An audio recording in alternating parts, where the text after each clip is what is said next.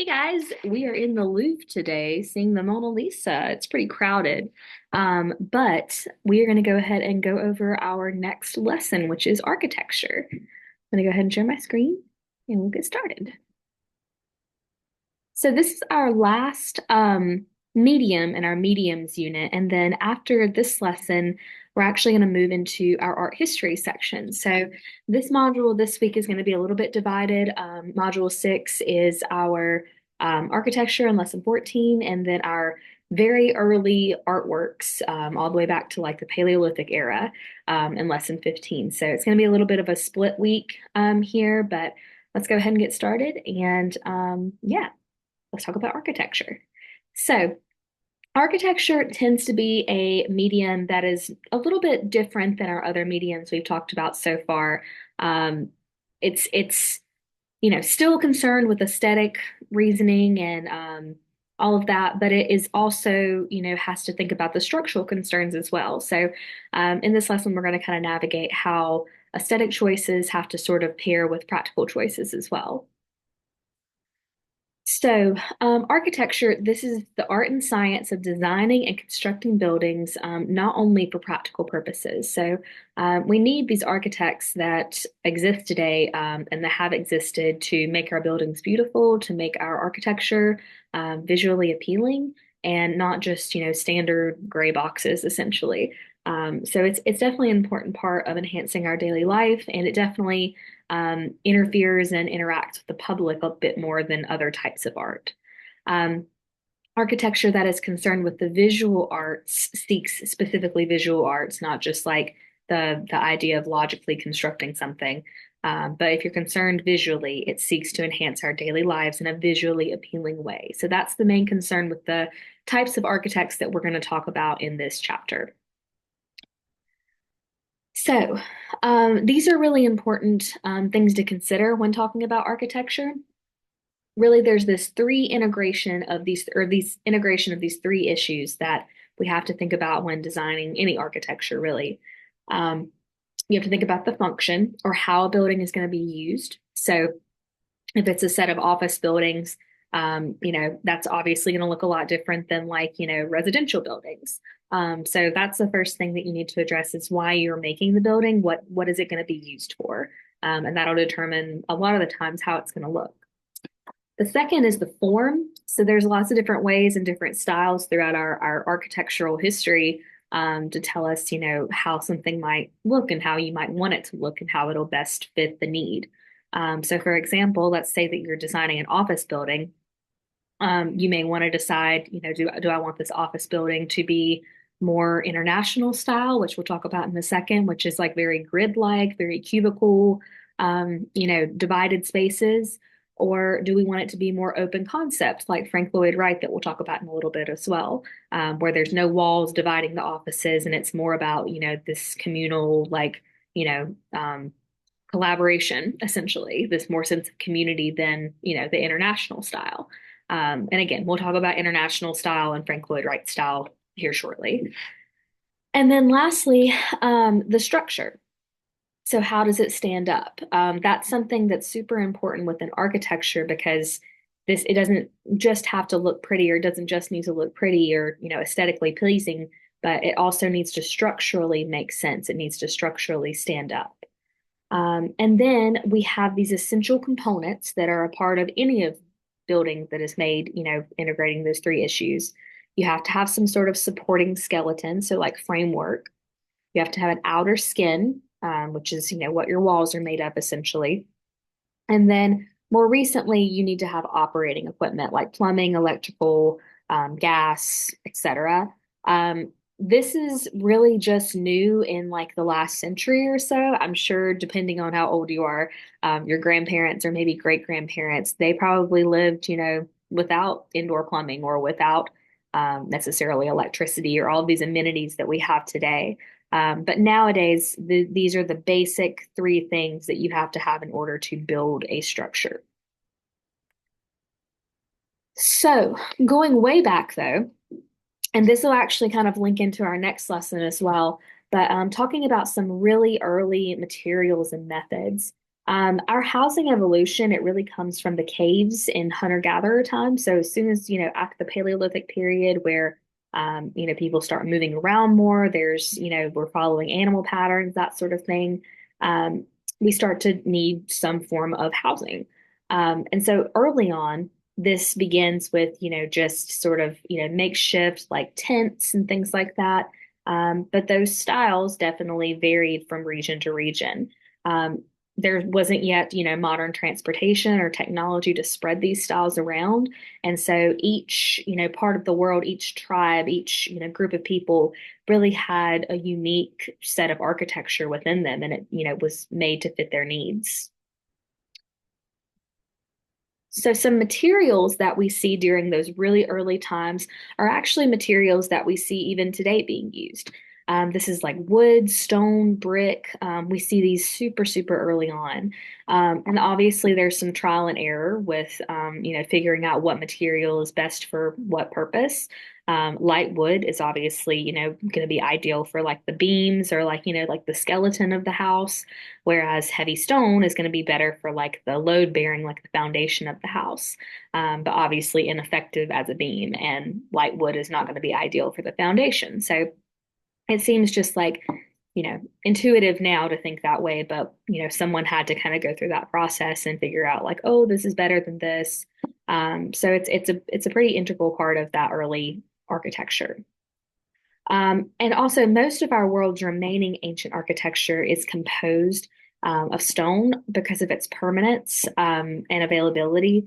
If you think about really like the structures that we still have today that are from these, several thousand years ago, they look, very early examples look something like this. It might just be, a very basic like post and beam method being used. Um, but to think about, this existing in this way, someone had to move it to look like this over 40,000 years ago, which is the date around where this was created or where this is thought to be made. It's super impressive to think that that stone has not eroded or, something's not changed the way that this architecture looks. We like to think that our structures today are super permanent, but they've only been around for, at the max 400 or 500 years, like our big, even like the Parthenon, the Pantheon. So, having even somewhat of remains from these thousands of years ago is pretty crazy, honestly. Now, moving forward, this is still very, very far back in history, several thousand years ago. But we start to see more advanced, more sophisticated styles of architecture. Specifically, our first kind of technique that we see being used is masonry, which masonry, we still use that today. I'm sure, some of you probably know people who work in masonry. You can go get a trade degree in masonry. It's a really, really good degree, honestly, to have. They get paid a lot. So the masons, though, or the masonry, what you do is essentially pile these stones on top of one another into a specific pattern or consistent pattern to make whatever structure that you want. It's called dry masonry early on because there's no concrete or adhesive like holding these bricks together or these stones together. So we just say dry. You don't really say wet masonry today. It's just masonry, but dry is just without an adhesive. And it's pretty impressive still for thousands of years ago for this to just be dry masonry and still have this much of the remains. Also, just some more terminology. If a stone is dressed, that means that it is shaped or cut to fit a certain pattern. Like these stones in here, these are all dressed to be, relatively the same size and shape, and so the pattern is more consistent. Secondly, the example that we have here, this is the Great Zimbabwe. It's found in East Africa, and this is, relatively how it looks today. The original function of this building and many buildings early on are unknown. Typically, though, these really early buildings, they're more elaborate. They're not really used for anything other than religious observances. It could be, burial sites, it could be a place of worship. But usually the foundation or like the remains of these buildings um, are not really for practical purposes. They're more so for religious purposes. Other examples are the great that use this masonry or the Great Pyramids, Machu Picchu, and Mesa Verde. All are still standing today and all use this really, really early technique of masonry. So moving forward, I mentioned post and beam a few minutes ago, but post and beam, this is a early method developed by the Greeks and Romans. We start to see some other examples of it even earlier than that, but they've sort of like founded the idea, and a lot of their architecture is revolved around it. Um, Post and beam is essentially you have two posts, or more than that a lot of the times when you combine them, but um, two vertical posts, and then you have a horizontal beam that creates this compression of weight. And you can, make like tunnels of these. You can make houses of these. If it gets even more complex, you can make like a dome from them. There's tons of ways you can go about, organizing the post and beam method. Again, it's refined really by the Greeks, and they developed the Parthenon, the Pantheon, and other big structures that we still see today, based on this post and beam design. If you see like the Parthenon here, where these are, it's like a row of the post and beams. This is called a colonnade.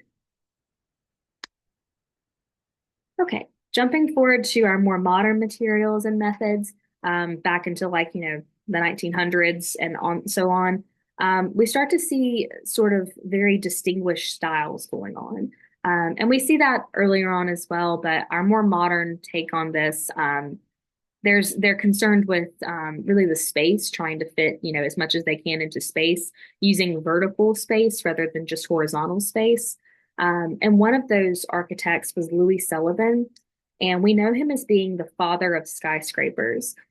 He was really the like, and again, we're in the 20s, 30s, so a skyscraper, quote unquote, might only be like this building here that's like 9 or 10 stories tall. But that's what he was concerned with. He was also a avid user of international style. This is developed during the 1920s. And the idea between international style or with international style is that they wanted the outside of the building to express what the function of the building was. So if you see this building on the outside here, you can see all these gridded windows here, and that reflects what's going on the inside. We can, assume by looking at this building here that there's these little individual rooms or cubicles that are all relatively the same size, take up the same amount of space. International style was also known for being very modular and minimal, just kind of like big giant squares or rectangles, with no, off shooting things on them. But they are ideal for skyscrapers because you want that consistency and you don't want, a bunch of unevenness. You want it to be very balanced, because that, gives it more strength and more durability as it goes upward. But yeah, Louis Sullivan, he really liked to work with these skyscraper methods. And, although this isn't super impressive today, um, building concrete and brick up 9 stories, for that time, especially, was very, very impressive. And, people would see this building and think it was, crazy, 100-story building or something like that, how we would think about it today. We have examples of this international style really all around us, even today. This is the Dunhill Hotel in Charlotte, and it is still standing today. It was built in 1929. Only has no floor or 9 floors, but it is, very much intact. It very much feels like you're stepping into a different time period when you go in there. So if you ever have the chance to go to downtown Charlotte, and go into the Dunhill, or maybe even stay in the Dunhill, would highly recommend. It's very, very cool to just kind of see this old architecture, kind of intertwined with these big giant, 100-story buildings behind it. Okay, our next architect we're going to talk about, he comes a little bit later than Louis Sullivan, closer to the mid-century, and it's Frank Lloyd Wright. And if you've ever done any research about architecture, know of any architects, you probably know about Frank Lloyd Wright. He is a mid-century architect, so all of the like very trendy mid-century furniture and designs and things like that now. You can thank Frank Lloyd Wright for that. His architecture is very sought after even today, or even mimicking his style is very sought after. So he is essentially the opposite of international style. He is building with an awareness of surroundings. So his pieces, which are usually like homes, it's more like residential than it is big giant skyscrapers. Um, Plays with vertical and horizontal line. They're oftentimes very asymmetrical, not symmetrical like the international style. Um, and he uses an open floor plan. So if you have like a big great room at home where it's like your kitchen and your living room and your dining room all in the same space, you can thank Frank Lloyd Wright for that. He was kind of the first one that made that popular. Before that, it was mostly, you had these divided single room spaces. So if your house is further along than like the 60s, you might have a room that is like a great room. He also would place windows and corners to make it look like there was no boundary or no like, edges to the rooms, and that made it feel more open, more natural. But yeah, just he's very interested in nature, very interested in like organic shapes and ways of going about things and just really intertwining with nature in a harmonious way. This here is one of his residences. It's the Kaufman residence at Bear Run. And you can see here the vertical lines that are throughout the trees. There we go. The vertical lines of the house that kind of mimic the trees. Um, he even has a waterfall that's going underneath the home instead of, going over it or, building beside of it. He actually just lets the waterfall flow within the house. And it's just very much in harmony with nature. Okay, so some recent innovations in architecture where we can see recent innovations. Art museums are actually a great place to look at their architecture because they usually want more innovation, more cutting edge design that hasn't been done before, and let the architecturally explore the visual arts of creating architecture. This is the Guggenheim Museum in Bilbao, and it acts as almost like a functional sculpture. It's sometimes called the metallic flower because of its intricate like curvature and just like swirls. It sort of mimics the shape of a flower.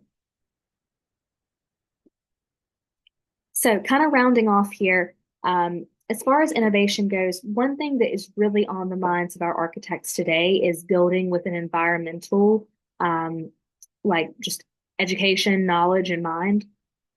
So, architects are always trying to reduce the impact on the environment.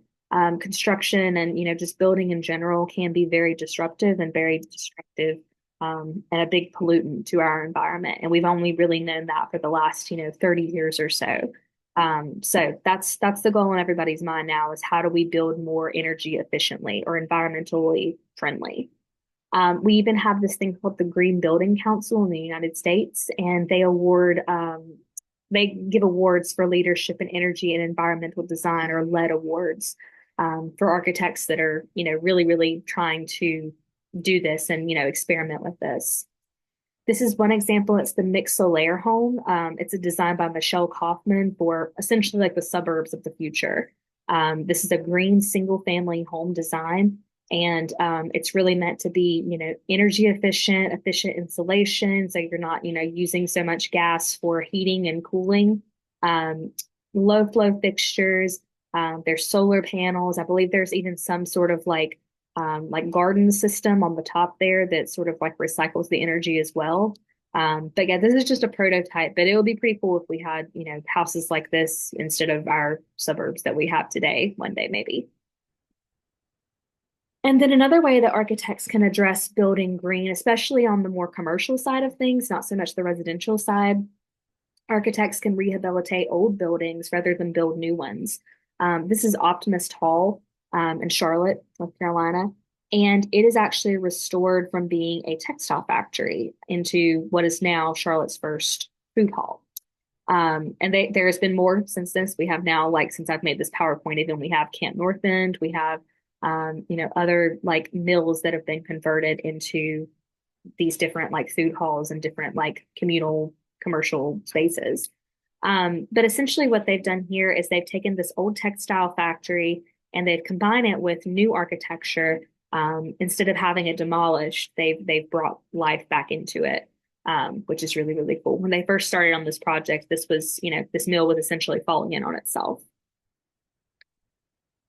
And then lastly, we have probably the most radical example that I'm going to show you, and it's Earthships. Earthships were developed in the late 20th century to early 21st century, and it was a project created by this guy, Michael Reynolds.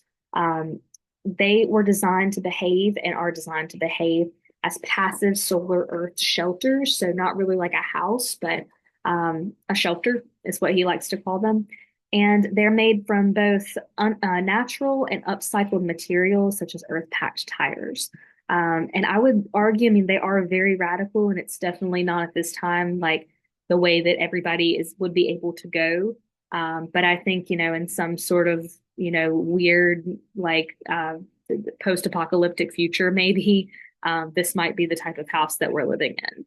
So I have a video in our Edpuzzle folder on Earthships, and it is a little bit longer, but I hope that you find it interesting. And it'll also connect for our assignment that we find in this module as well. So I hope you guys enjoy that. And otherwise, I will see you again in lesson 15. Let me know what you think about Earthships, maybe, or use it for your assignment.